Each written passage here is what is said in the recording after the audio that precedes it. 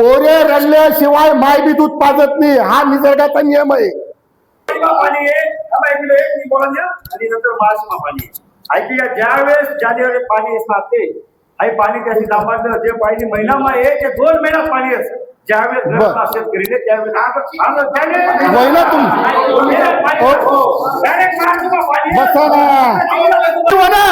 त्या दिवस हा व्यक्ता पाहत राहतो इरिगेशन आपल्याला, तर मी डायरेक्ट कोणता बंधारायचे ना तेव्हा अंगठा किती सु म्हणतं आता आयडिया राहणार. आता पाणी या बहादरमुळे येलचे नोडूची बैठक कलेक्टरकडे ऑगस्ट मध्ये त्याच्यावरही मी विरोध केलेला आहे.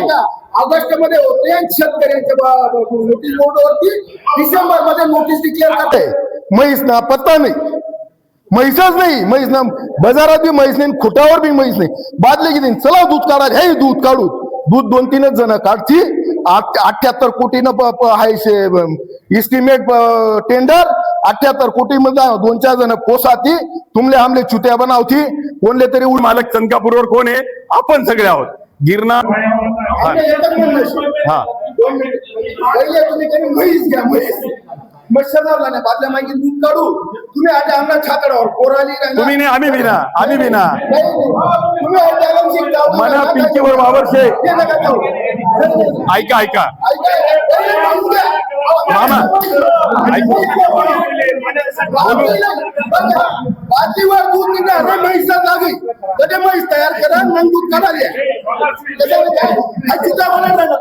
कोण नाही असं काही नाही. नार पार करा नंतर आमच्याकडे खाली या. ठीक आहे. लोकांची दिशा नाही लोकांची निसर्गाचं पाणी आहे, त्या पाण्यावर सगळ्यांचा हक्क आहे मी म्हणत नाही, पण त्यांनी पाणी जर घेऊन जायचं असेल तर त्यांनी ह्या पद्धतीने घेऊन जावा. शेतकरी पूर्ण बर्बाद होऊन जातो. आराई, ब्राह्मणगाव, शेमळी पिण्याच्या पाण्यासाठी पाटाच्या या पर्क्युलेशनच्या पाण्यावर ते लोक जगताय. पिण्याचं पाणी भेटतंय त्यांना, ते नाही तर आमच्या नव्या शेंबळीचं पूर्ण खारं पाणी तोंडात सुद्धा जात नाही.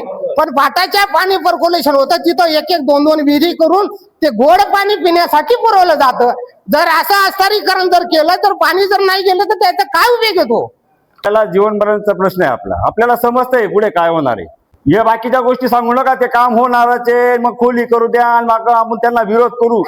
इथे सर्व म्हणून ठरवा. कारण मी केन बाबा ज्यावेळेस मी लखमापूरला मिटिंगला गेलो, पाण्याची मागणी करा. तुम्ही अर्जच भरत नाही. म्हणजे ती मिटिंग आहे ना, फक्त त्या शेखर दादांनी ती मिटिंगचा विषय मिटून दिला.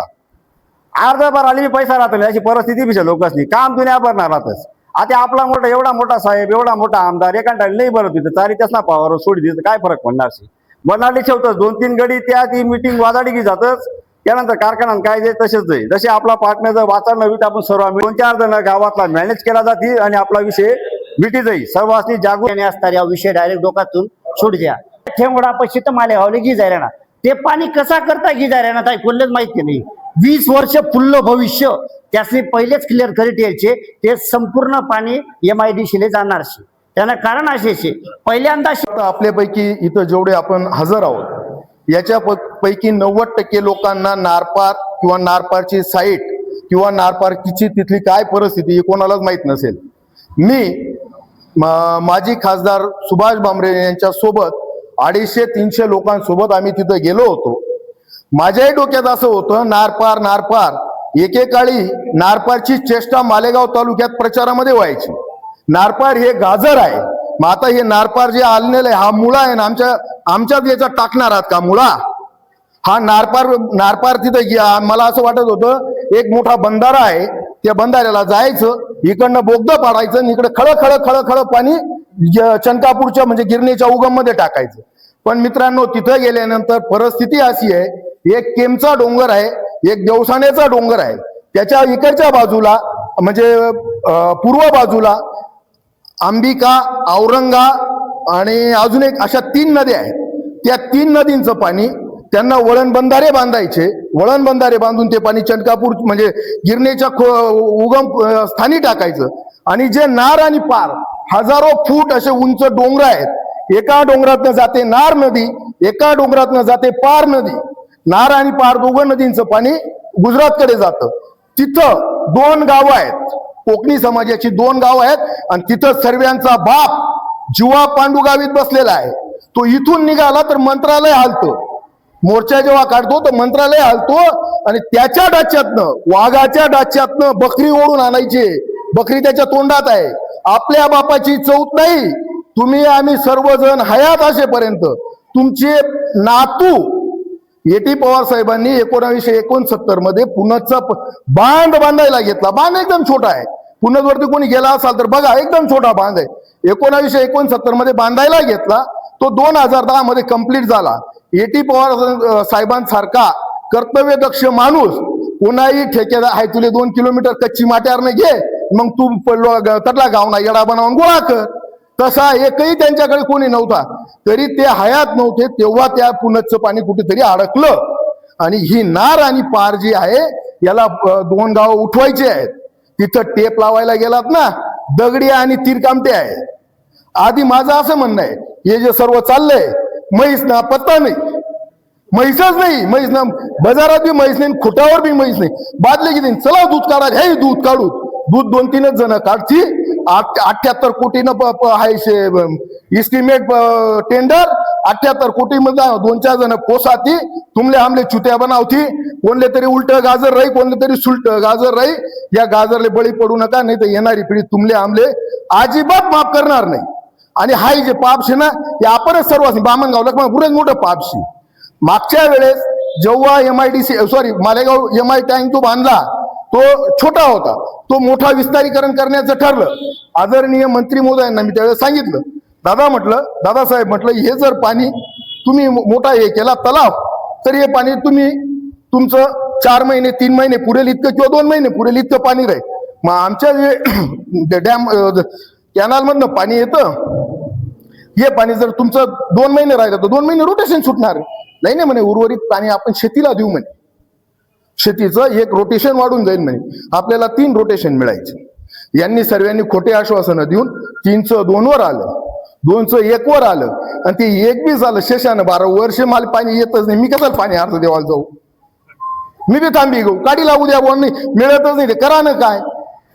मग त्याच्यामुळे तेव्हा असं सांगितलं गेलं. आता हेच पाणी तिथून पुढे याला हे झालेली आहे, आजेंगवडेला MIDC. ते पाणी त्या MIDCचा एक सतमानेच्या खालच्या बाजूला वन्नेर खाकुडी रस्त्याला लागून मोठं धरण आहे. हे पाणी त्या धरणात जाईल. तुमचा संबंध राहणार नाही. हा कॅनल खोल होईल. तुमचे गेट 5 फूट वरती टांगले जाणार आहे. मग तिथे कथाही पाणी कॅनल खाल 5 किलोमीटर 5 फूट खोल जाणार शे. आणि गेट शे ना यानं चारीनं दरवाजा तो 5 फीट वर टांगणार शे. पाणी कथाही जाईल. बरं मग ते गेट खोल करा ठरणं तर चाऱ्या खोल जातीनं वावरावर टांगायला राहते. पाणी कथाही वावरच ना चढे. म्हणजे हा सर्व चुत्या बनाडाना धंदा शे. त्याच्यामुळे मित्रांनो, आता जागं व्हा आणि ते नारपार आधी म्हणा, नारपार करा. आणि इथे लागल्यास आमचे 3-3 एकर मध्ये कॅनल काढून घेऊन जा म्हणा. जसे पश्चिम महाराष्ट्राचे नेते करतात तसे करा. हे वैयक्तिक फक्त राजकारणासाठी हा सर्व कार्यक्रम चालू आहे. तुमचा आमचा बळी जाईल. बळी जायचं नसेल तर एकत्र या, एक संघ व्हा. आणि आता कोणी अंडा देवाल गे, कोणी चित्र धराल गे, कोणी लावड्या माराल गे, असे कसे काय चाललंय? ब्राह्मणगाव लखमापूर, अरे या ब्राह्मणगाव लखमापूराने नाशिक जिल्ह्याला नव्हे महाराष्ट्राला दिशा दिलेली आहे. दिल्लीच्या ग्राउंडवरती सुद्धा ब्राह्मणगावचं नाव होतं. इथून मोर्चे आंदोलन इथून जन्माला घातले शेतकरी संघटनेचे शरद जोशींनी नरेंद्र बापूंच्या रूपाने. तर तुम्ही आपण सर्वजण जागे व्हा, नाहीतर मग वाटोळं झाल्याशिवाय राहणार नाही. हातात डबा घेवा ना, केदवाई रोडवर ना, भाऊ येऊ का तुला हे कामले गवंडीनं हात घाल. भाऊ आपलं ना तुम्ही तू शक ना, गवंडीस हात घाल जाती आणि प्लास्टर करणं पडे. इथे जागा व्हा आणि सर्वजण एकत्र या. आणखी सकाळ पर्व या ना, मतलब कदाचित तुले माझे बी फोन राहतील. अरे तसे नाही आहे, असेशी उलट सुलट सांगितलं जाई. चुत्या बनाडी कोणी झेडपीनं तिकीट पाहिजे, कोणी पंचायत समितीनं पाहिजे. त्या घडी तटे त्या टेजवर शेतत आणि कोणा इथे उंटाभर काहीच ना वावर बी नाही. त्याच तटेश जास्त ना वावरू शकते इथे येईल शेत. सर्वांनी एकत्र नीट झक मारा, नाही तर वाटोळं होईल. एवढंच बोलस आणि थांबस. आपण सगळा जण शेत, प्रत्येक पक्ष ना लोक शेतस. इथे राजकारण अजिबात विषय घेवा ना नाही. आपुले करणं शे फक्त विस्तार आणि असतार या विषय डायरेक्ट डोक्यातून सोड द्या. पहिला विषय असे शे की त्या पाठ तिथून पाणी डायरेक्ट ठेंगोडा पशी तर मालेगावले गी जायला ना. ते पाणी कसा करता गी जायला ना काही कोणलेच माहिती नाही. 20 वर्ष फुल्ल भविष्य त्यासनी पहिलेच क्लिअर करीत यायचे. ते संपूर्ण पाणी MIDCले जाणार शे. त्यानं कारण असे पहिल्यांदा शेतकरीसले काय करणं शे, प्रत्येक चारीवर एक बचत गट जशा स्थापन केला जात तशा गट प्रत्येकने स्थापन करा आणि पूर्ण चारीना पूर्णपणे पट्ट्या भरा. आपण अधिकारीला सांगतात 300 रुपये घ्या मला पाणी सोड, त्यापेक्षा काय करा 70 रुपये एकरनं पाणी भरा आणि प्रत्येक चारीवर एक गट स्थापन करा आणि त्या गटनी पूर्ण मागणी करा आणि प्रत्येक जिथे रावळगाव धरणचे तिथे प्रत्येक चारीला एक गट टाक. एक मिनिट आहे, एक मिनिट ऐकी घ्या, 2 मिनिट. हो पहिल्यांदा ऐकी घ्या, आपण प्रत्येक जर इथे चुकायला नाही, आपण पहिले त्या मागणी करायला आपण सांगतात. आपण मागणीच काही नाही आतापर्यंत. शेतकऱ्याची जी मागणीचे पाणी नाही सोडी दिली 100 वर्षांना इंग्रजकालीन पूल करायचं 100 वर्षांना त्याची गॅरंटीची. आता त्यांनी कोणी गॅरंटी दी का? आमले पाठगी जायला ना त्या 20 तारीख आज तारीख आपण काही केलं नाही. तुम्ही पाठ किती करणार, त्यांना प्रेझेंटेशन दिलं का आपल्याकडे, कोण टेंडर घेणार शे, काय त्यांना काय इस्टिमेट शे, सगळा शेतकरी लेबल आहे का, त्यांना प्रेझेंटेशन केलं जात. म्हणजे त्यांनी पहिले जनजागृती कोणती कंपनी काम घेणार शे, हे काम कसे केले जाणार शे, ऐकूले शेतकरी लेबल आहे का, बोललेच नाही. हे सगळं पाणी तयार करी, कोणता पूल जवळ किती मीटर काम करणार शेतात ही सगळी माहिती किती मी ही फक्त प्रत्येक शेतकरीला जवळ जाणार शेतात. दादा तुला किती शे, हाय 2 एकर शे ना, बरोबर तू शांत बस, हा इथे पाणी जिरस ना, हाय तेवढं बंद करा ना. असे करत 20 वर्षात पूर्ण पार काँक्रिटीकरण करा ना आणि हे संपूर्ण पाणी मालेगावला या MIDC जाणार शे. पेवाना बी काही संबंध नाही. हा विषय त्याचा पहिले ठरी जायचे. हाय आपले फक्त येडामा कार राहणार असे. 2005 नवीन शासनाने तयार काढलेला आहे. पाणी कोणाला ज्याने पाणी वापर केली कायदा केलेला आहे. आता 2000 पाणी मोजून देतात. मी माझ्या कर्ज पाणी वापरतो. आपल्या डाव्या खाण्याचे काय आहे, काय यांचं नाव वाघ साहेबांनी जे आधीचे मुद्दे मांडले म्हणजे त्यांचे सगळेच मुद्दे एकदम तंतोतंत आणि परफेक्ट आहेत, पक्कानपक्क. त्याच्यावर आपण कोणीच लक्ष दिलेलं नाही, कोणीच लक्ष दिलेलं नाहीये. 2015 पासून जर नगरपालिका हा ना, मग तोच नगरपालिकेला ते पाणी उचलायला जर सांगितलेलं आहे, आपण त्या विषयावर का बरं दबाव आणत नाही? मग पहिली गोष्ट आपण त्या विषयावर का बरं दबाव आणत नाही? इथं फक्त एक मिनिट, त्या विषयावर दबाव आणत का नाही? आपण फक्त मालेगाव आणि बागलान एवढंच करण्यापेक्षा आपण त्या विषयावर पहिले दबाव आणा. दुसरी गोष्ट, 2-3 मुद्दे आहेत माझे, मी जास्त बोलत नाही. दुसरी गोष्ट, हे भाऊ होते त्यांनी एक शब्द सांगितला, चांगला शब्द सांगितला, आधी मागणी दाखवा. मी लखमापूरच्या मीटिंग मध्ये सुद्धा हेच बोललो होतो. आधी मागणी दाखवा. पोरे रडल्याशिवाय माय बी दूध पाजत नाही, हा निसर्गाचा नियम आहे. जर पाणी मागणी दिसली नाही तर कलेक्टर काय म्हणेल, तुम्ही चारीवर मागणी नाही, जाऊ द्या पाणी खाल, जाऊ द्या किरणा डॅमले. जर थांबा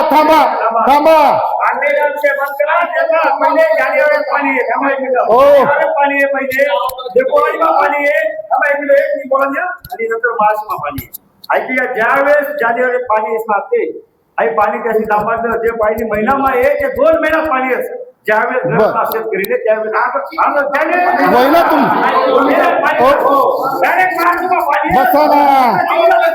बर तुम्ही म्हणतास नाही का?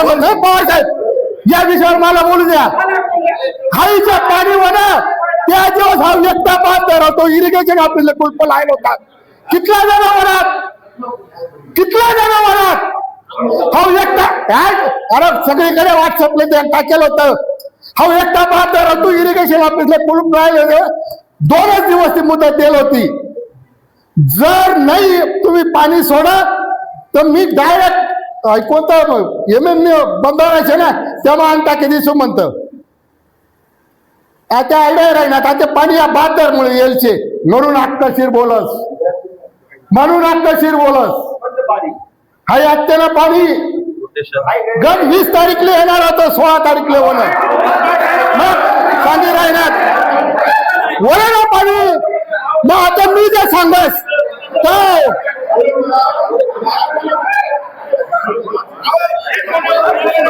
नाही ना आता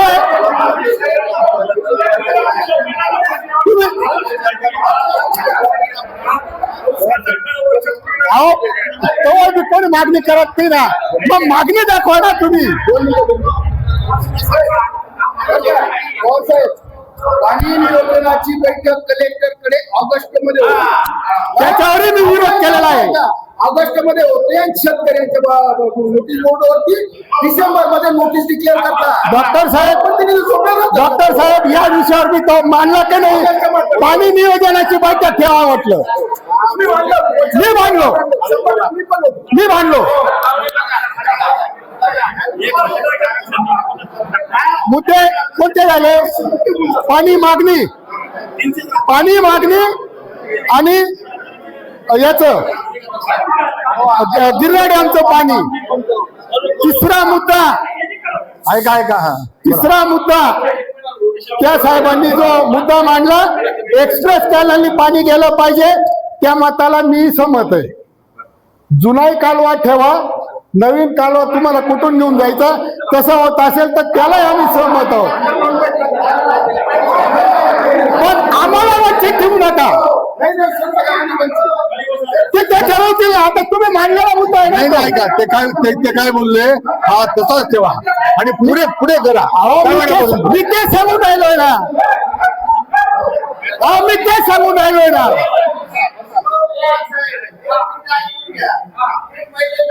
बोला ओव्हरऑल विषय कन्क्लूड करून द्या. विषय करून द्या. इथपर्यंत बरोबर आहे ना. तुमच्या हक्काचं पाणी आमच्या हक्काचं नाही का? आमच्या हक्काचं नाही का? मग तुमच्या हक्काचं पाणी आम्ही नाही का? काय बोलतात? दादा बोलू द्या. हो?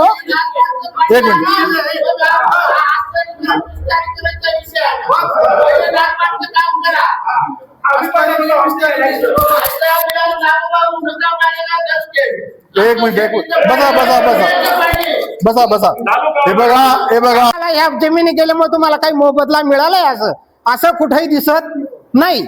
पण माझं असं म्हणणं आहे, जसं कोपरगाव तालुका तून पाठ गेला, पूर्वीचा पाठ त्यांना शेतीसाठी तसाच आहे. पण दुसऱ्या विदर्भात मराठवाड्यासाठी वैजापूर तालुक्यात असून पुढे जे पाणी जातं ते एक्सप्रेस पाठले जातं. त्यांनी माझी अशी विनंती की सगळ्यांना सुद्धा मी असं म्हणू शकतो की तुम्ही सुद्धा त्यांना अशी विनंती करा की तुम्ही हे एक्सप्रेसने पाणी तुम्ही तीव्र पाण्याचा साठा वाढवा, तुम्ही कोठा वाढवा, त्याचा तुम्ही रुंदीकरण करा. काही हे आमचं काही घेणार नाही, पण आमच्या हक्काचं पाणी आम्हाला मिळालंच पाहिजे. आणि त्यांना विकास करायचा असेल, त्यांना औद्योगिकरण करायचं, शेतीची त्यांना तालुक्याची जर प्रगती करायची असेल पाण्यावर, तर त्यांनी एक्सप्रेस पाठ त्यांच्या मंजुरीने किंवा त्यांच्या कितीही खर्चाने त्यांनी ते घेऊन जाऊ शकता. त्यांचा सुद्धा हक्क आहे. वरचं निसर्गाचं पाणी आहे, त्या पाण्यावर सगळ्यांचा हक्क आहे, मी म्हणत नाही. पण त्यांनी पाणी जर घेऊन जायचं असेल तर त्यांनी ह्या पद्धतीने घेऊन जावा अशी माझी. पूर्ण नारफारचं जरी पाणी नेलं तरी आपला शेतकरी काही सुद्धा बोलणार नाही. पण त्यांनी कॉन्क्रीटचा पाठ एक्सप्रेस करून त्यांनी त्या तालुक्यासाठी घेऊन जावं ही माझी विनंती. नाही असं जर केलं तर तुम्हाला सांगतो, जर हा पाठ जर कॉन्क्रीटीकरण जर पाणी जर नेलं तर तुम्हाला भविष्यात सांगतो नथुराम गोडसे सारखा तुम्हाला सांगतो तशी परिस्थिती आल्याशिवाय राहणार नाही. शेतकरी पूर्ण बर्बाद होऊन जातो. आराई, ब्राह्मणगाव, शेमळी पिण्याच्या पाण्यासाठी पाटाच्या या पर्क्युलेशनच्या पाण्यावर ते लोक जगताय. पिण्याचं पाणी भेटतंय त्यांना, ते नाही तर आमच्या नव्या शेंबळीचं पूर्ण खारं पाणी तोंडात सुद्धा जात नाही. पण पाटाच्या पाणी पर्क्युलेशन होतं, तिथं एक दोन विहिरी करून ते गोड पाणी पिण्यासाठी पुरवलं जातं. जर असं आस्तारीकरण जर केलं तर पाणी जर नाही गेलं तर त्याचा काय उपयोग येतो? ही फार मोठी गंभीर परिस्थिती आहे. पण हे बाकीचं राजकारण सोडा तुम्ही. बाकीचं याचा काय माझा आहे याच्याकडून किंवा काहीतरी दबाव येईल म्हणून आपण ना मुश्किलने बोलायचं, हे सगळं सोडून दिलं पाहिजे. काय की बरोबर कोणीच काही देणार नाही, काहीच होणार नाही. पण नथुराम गोडसे जन्माला आल्याशिवाय राहणार नाही. जर पाणी जर विस्तारीकरण करून घेऊन गेले तर, आस्तारीकरण जर करून घेऊन गेलं तर, म्हणजे ठाम भूमिका आहे अशी. आम्ही जरी नाही झालं पण आमची पिढी तरी एक तरी नथुराम गोडसे सारखा माणूस जन्माला येणार म्हणजे येणार. मंत्री महोदयांची किंवा त्यांचे वरिष्ठ लोकांचे त्या ठिकाणी आहे, परंतु आपल्याला मारून आणि त्यांना जीवनदान द्यायचं हे कितपत त्या ठिकाणी योग्य आहे याचा विचार आम्ही सर्व ज्येष्ठ लोकांनी त्या ठिकाणी केला पाहिजे. आणि तुम्ही सर्व वरिष्ठ मंडळी त्या ठिकाणी आहेतच. आणि भविष्यात आपल्याला आस्तारीकरणही नको आणि विस्तारीकरणही नको, भीक नको, कुत्रावर हे अजिबात नको. आपलं जे आहे त्या पद्धतीने चालू द्या. त्याच्यात आपल्याला काही रोटेशन अजून जर वाढवता येईल तर वाढवून घ्या. आणि विस्तारीकरण आणि आस्तारीकरण झालं तरी आपला जो पूर पाणी आहे त्या पूर पाण्यात व या मंडईचा त्या ठिकाणी डोळा आहे. आणि हे पूर पाणी आपल्याला न मिळता त्या पाटामध्ये टाकायचं आणि सरळ खाली घेऊन जायचं. म्हणजे आपण पाटावर कंबरवर हात ठेवून उभं राहायचं आणि सांगायचं की हे पाणी चाललं बुवा खाली. आणि त्याच्यासाठी आपल्याला चाऱ्याही खोल कराव्या लागतील पहिले, कारण इथे लोकांनी चाऱ्याच ठेवलेले नाही शेतांमध्ये. त्यामुळे आपल्याला सर्वांना संघटित होऊन सर्वांना एक लढा त्या ठिकाणी उभा करावा लागेल. नाही तर मी बोलतो माझे पाय खेचायचे, हा बोलतो याचे पाय खेचायचे, खेचा वडा निर्गीमध्येच आपण या ठिकाणी चाललो.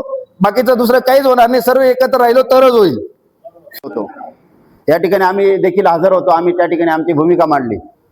बांधवांनो, या ठिकाणी खऱ्या अर्थाने तळमळीने जो विषय पुढे येतोय तो म्हणजे अस्तरीकरण नको.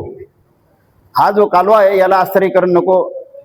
याचा अर्थ त्याला अस्तरीकरण केल्यानंतर आपलं जे पर्क्युलेशन आपलं काम आपण जीवनमान जे आपण जगतो आहोत ते निश्चितपणानं त्याच्यात आपला खंड पडणार आहे.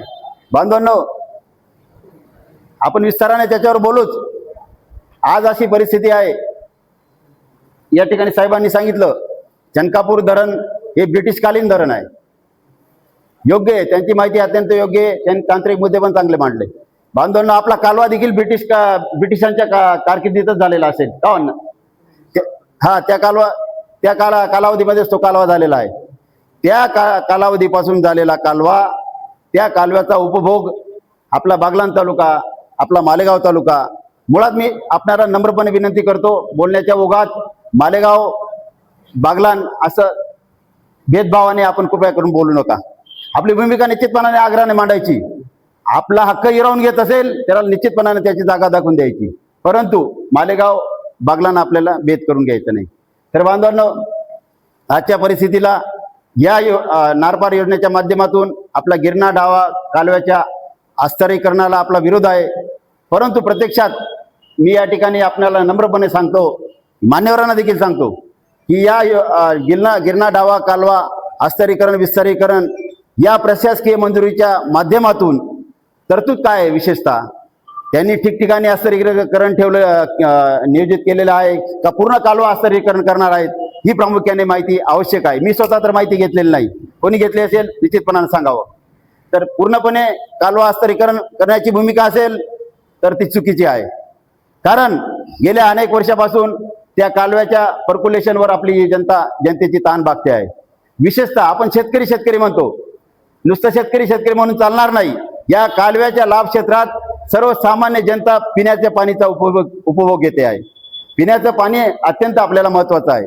मी या ठिकाणी मुद्दामूनच आठवण करून देतो, बापू होता इथं, बापू चौरे गेल्या 20 वर्षापूर्वी या भागाला कोरड पडली होती. चनकापूरमध्ये पाणी उपलब्ध नव्हतं. चनकापूरमध्ये पाणी उपलब्ध नसल्या कारणाने गिरणा नदी पात्रात पाणी येत नव्हतं. आपला कालवा बंद होता. त्या काळात आमच्या पक्षाच्या वतीने या भागात देखील टँकर आपण सुरू केले होते पक्षाच्या वतीने. अशी परिस्थिती त्या भीषण टंचाईच्या माध्यमातून होती. आज हे मृगजळ आहे. आज अशी परिस्थिती आहे, बेमोसमी पावसामुळे आपली थोडीफार भूक भागते आहे. बेमोसमी पाऊस नसला तर आपल्याला पिण्याच्या पाण्यासाठी, शेती पाण्यासाठी पाटाची अत्यंत आवश्यकता आहे, कालव्याची अत्यंत आवश्यकता आहे. या ठिकाणी आता हे मुद्दे आपले वेगळे वळण घेत आहेत. या ठिकाणी पुढील मुहूर्तमेढ होत असताना आपण निश्चित ठराविक जाणकार मंडळी एकत्र बसल्यानंतर व्यवस्थितपणे मसुदा तयार करू. हा करत असताना मी मगाशी बोललो, आपल्याला ती माहिती घ्यावी लागेल. त्यांनी मान्यता देताना कुठल्या बाबीचा त्या ठिकाणी उल्लेख केला आणि निश्चितपणानं तो या ठिकाणी विषय समोर आला. अजून मूळ योजनेचा त्या ठिकाणी मुहूर्तमेढ नाही, मूळ योजनेचा त्या ठिकाणी शुभारंभ झालेला नाही, मूळ योजनेला त्या ठिकाणी कामाला सुरुवात झालेली नाही.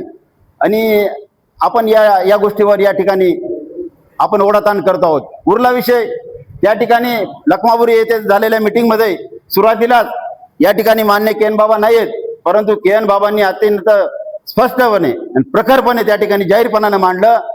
अगदी थोडक्यात मोजक्या शब्दात बाबांनी त्या ठिकाणी सांगितलं, जर हस्तांतरीकरण होत असेल निश्चितपणाने कडाडून आम्ही विरोध करू, आम्ही रस्त्यावर येऊ, असं ठामपणाने बाबांनी त्या ठिकाणी सांगितलेलं आहे. त्याच्यावर मंत्री महोदयांनी देखील खुलासा केला आहे. मंत्री महोदयांनी सांगितलं, मंत्री महोदय म्हणाले की शेतकऱ्यांचं जनतेचं नुकसान होत असेल तर आपण तो विषय बाजूला ठेवू, असं त्यांनी आश्वासन दिलेलं आहे. माझ्या भाषणात मी त्यांचा आभार देखील मानलं. परंतु या ज्या गोष्टी आहेत याचं आकलन आपण करून घेतलं पाहिजे. मध्येच विषय आला आपल्या बागलांच्या आमदारांचा. निश्चितपणाने बागलांच्या आमदारांना पुढे घेतलं पाहिजे, त्यांच्यासोबत वरिष्ठ अधिकाऱ्यांच्या भेटी घेतल्या पाहिजे. वरिष्ठ अधिकाऱ्यांना विचारलं पाहिजे, तुम्ही एस्टिमेट कशा पद्धतीचे बनवले, तुम्ही हस्तांतरीकरण धरलेलं आहे का हस्तांतरीकरण ठिकठिकाणी केलेलं आहे.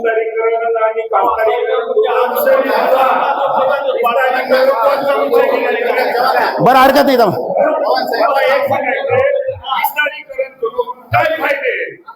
बसा ना बसा, त्याच्यावर बोलतो ना मी.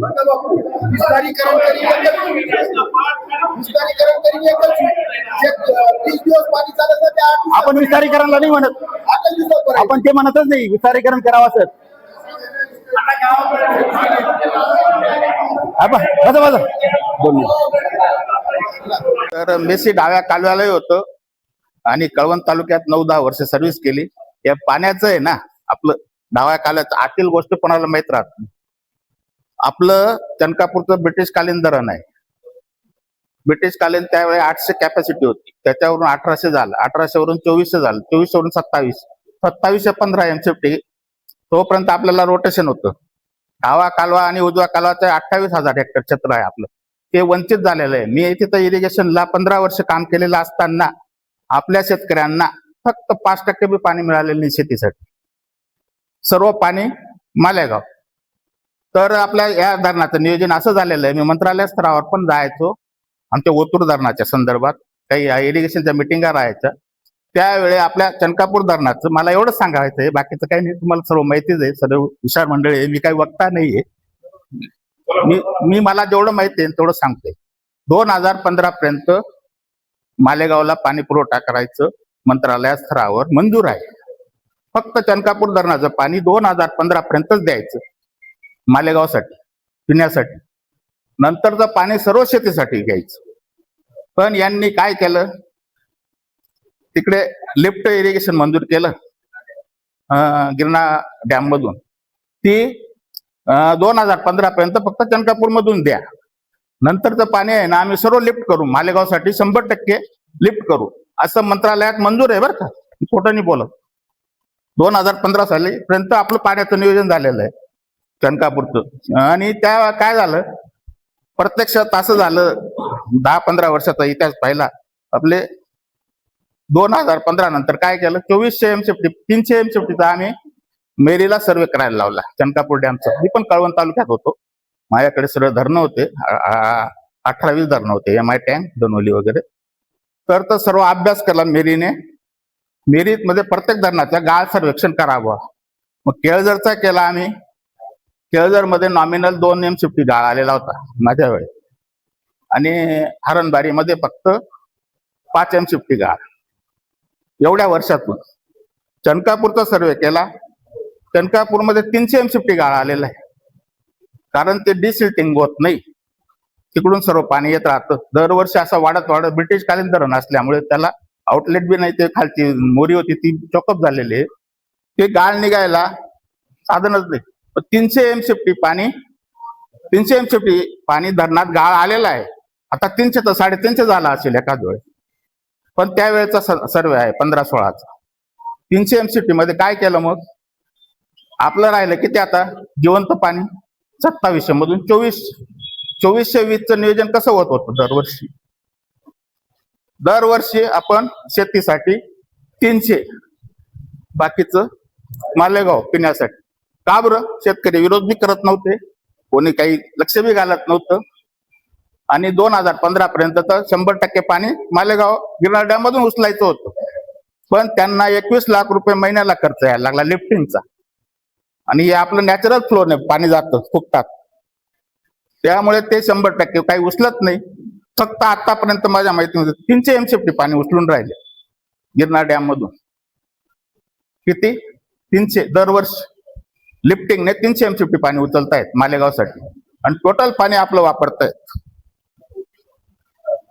2000. मग जर आपलं प्राथमिक अहवाल आपला रब्बी हंगाम करतो, आपण नियोजन करतो, पाणी आलं दरवर्षी 100% डॅम भरतात, पाण्याचं नियोजन होतं.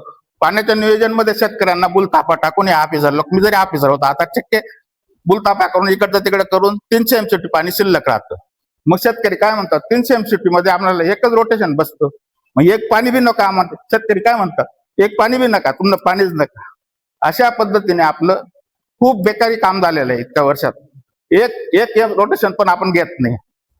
सर्व पाणी टोटल ते मालेगावसाठी वापरतायत सिंचनासाठी. आणि आता ते नार पारचं जी योजना आहे ती पूर्वीपासून आहे. ते दिल्लीला गेलं होतं ते पाण्याचं नियोजन. पंतप्रधान आपले गुजरातचे असल्यामुळे त्यांनी जवळजवळ 15 वर्ष आपल्याला नियोजनच होऊ दिलं नाही. जे वाहून जाणारे पाणी खरी स्थिती आहे, वाहून जाणारं पाणी होतं ते जवळजवळ 4000 TCM पाणी वाहून जातं आपलं. त्याच्यात फक्त आपल्याला 200-300 TCM पाणी म्हणजे एक TCM म्हणजे 1000 MCFT. 2000 आपलं 2400चं धरण आहे एवढं. त्याला 1000 MCFT 520 MCFT पाणी टाकलं नार पारचं तरी आपलं भागतंय. पण तरी ते इतक्याच वर्ष नुसतं टोलवाटोळी चालू आहे. आता कुठं मंजुरी मिळाली नार पारला, कुठे म्हणे ते नार पार 4 नद्या आहेत त्या आम्ही पाहिलेल्या आहेत सर्व, औरंगा वगैरे. तिथं असं डॅम त्यांचं कन्सेप्ट कसं आहे, ते डॅम बांधायचं, तिथून बोगदा करून ते उपसायचं, लिफ्ट करून इकडे टाकायचं. त्याच्यात सर्वात सोपं गोदावरी खोऱ्याचं पाणी भुजबळ साहेबांनी एकदम सोपं असल्यामुळे त्यांनी लगेच कनेक्ट करून घेतलं ते डॅम. नाशिक जिल्ह्यातले आपल्या दिंडोरीचे जे डॅम आहेत ना, करंजोन वगैरे, लिंकिंग करून घेतले ते. त्यांचे 10 वर्षापासून पाणी चालू झालेलं आहे नार पारचं. ते लिंकिंग केल्यामुळे आधी, आणि ते डायरेक्ट येवल्याला घेऊन गेले त्यांचा मांजरपाडा वगैरे. पण आपलं हे नार पार आहे ना, बरेच दिवस प्रॉब्लेम होते त्याला. आता कुठं सांगतात मंजुरी मिळाली, प्रत्यक्ष काय आहे नक्की. ऑफिशियल अभ्यास आहे. हा, मला एक सांगा, आज त्यांनी घोषणा केली बुवा नार पार किती वर्षाची, आणि आता राज्याची अशी परिस्थिती असताना, राज्याची अशी आर्थिक परिस्थिती असताना नार पारचं समजा त्यांनी नुसतं मंजुरी केली असेल, आता नुसतं मंजुरी आम्हाला किती वेळ लागेल? कारण इतर जे टेंडर काढलेले आहे त्यांनी नुसतं विस्तारीकरण याला मुदत त्या नद्या अडवायला तिथलं स्थानिक पण विरोध आहे. मी सुरगाण्यात माझ्याकडे 4 तलाव होते, मी प्रत्येक साईटवर तिथला लोकांचा सुद्धा विरोध आहे. लिफ्ट निघू द्यायचे तिकडे, आणि त्यांच्या काही जमिनी जातात सुरगाण्यात. त्यामुळे ही टोलवाटालवी चालू आहे. थोडंफार करतील. 2-5 MCFT आपल्या 200 MCFT पाणी का मिळे ना, चांगलंच आहे आपल्या खोऱ्याला. गिरनार खोऱ्यात तुटीचंच खोर आहे. आणि याच्या अगोदर म्हणजे हे पूर्ण पाणी मालेगावसाठीच आहे.